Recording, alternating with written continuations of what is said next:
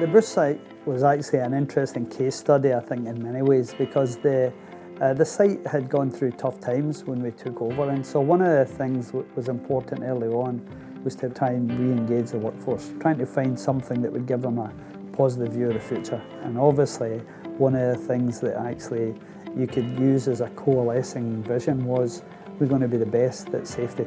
We're going to be the safest workplace that we can be, and we're going to be a place that people will come to see how to do things to that highest standard.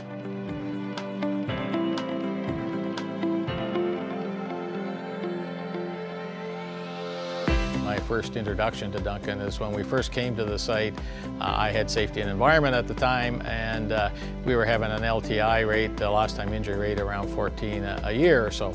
And the first discussion I had with Duncan made it pretty clear that he thought that number ought to be 0 and it shouldn't take more than a month or 2. So it was certainly an introduction of what to expect from Duncan when it came to safety. You never hear him talk without hearing about safety, and what really impresses me is that he communicates well to all levels of the organization. You can see that through the various team talks, you can see that through the safety videos we do.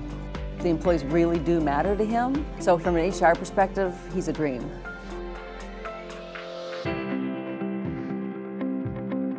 The CEO Health and Safety Charter, as it was initially called and now called the Leadership Network, really came about at one of the IAPA meetings that were going on in those days. Duncan and I were both there, and one of the things we noted at the meetings was there was a real lack of senior management in attendance at the meetings. And that was a sort of first question Duncan asked me, where are the managers, right, and why aren't they here? And from his view, that was a real lack of leadership interest in health and safety and the role it played in the business.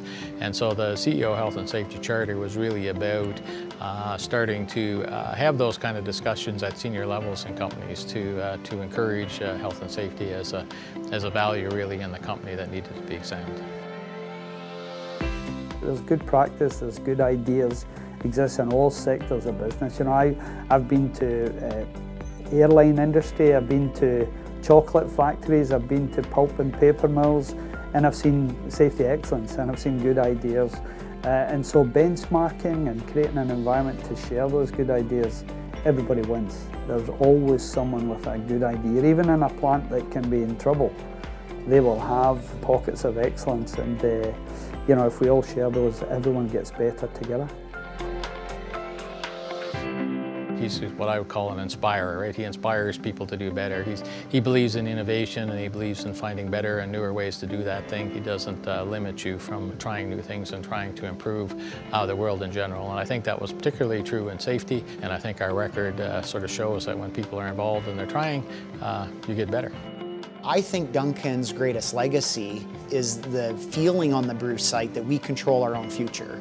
That as long as we continue to deliver our #1 value of safety first, that we can be successful. So I think it was really empowering people, and empowering people with a set of core values to drive that. I've always admired the passion he has for health and safety. It's a very personal thing with Duncan. He doesn't think anyone should get hurt at work or be hurt because of our activities in any form. His view is that if an accident happens anywhere, it should never happen again. He's been willing to provide the company effort and support to actually make that a reality. The reality is, I started as a craftsman. I worked in an industrial environment, and I could understand very much the risks that were inherent in being there. And you can't help but realising that accidents happen very quickly, and they happen to people. They are not statistics, they're not numbers, they are actually effects on people's life. Even in my own situation, I carry quite a bad scar on my leg that happened from an industrial accident when I worked in a power plant. And I remember at that time my daughter was 2 years old, and she was so frightened to come close to me because she thought she would hurt it again. That kind of makes it a very personal thing, and so when you get the chance to lead a company, you want to make sure that not a single one of your employees has to go through that. Anytime anyone's put in harm's way is a warning, and a good chief executive listens to those warnings and tries to eliminate them.